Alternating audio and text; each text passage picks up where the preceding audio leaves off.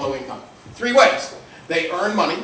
Most of the poor in New York City are working or were working at very low wages. The minimum wage is $7.25 an hour, equaling a little over what, $12,000, $13,000 for a year. And if you've read the news recently, some of my ex-favorite restaurants in my home area, Park Slope, actually pay sub-minimum wage. Below that, breaking the law, because, boy, $7.25 an hour is just too much. So some people earn the money to buy food. Then we have this incredible network of soup kitchens and food pantries.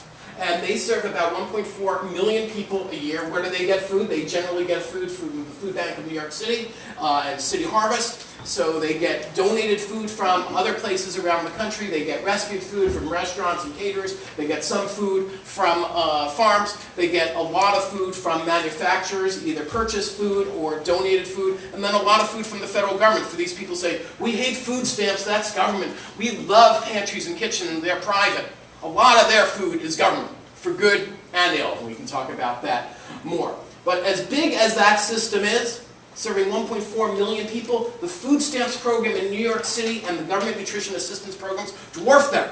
For every dollar of charitable food a poor person in New York City or America gets from a soup kitchen or food pantry, they get 25 times more than that from the Federal Nutrition Assistance Safety Net. That's one of my most shocking statistics, because the public perception, the visions on TV, the images people get around the holidays, the false impression is that this charitable haphazard network is somehow serving mass numbers of people significant amounts of food. It's vast, but it's dwarfed by the federal safety net, and the federal safety net isn't nearly enough to keep up. Right now in New York City, about 1.6 million people are in the food stamps program.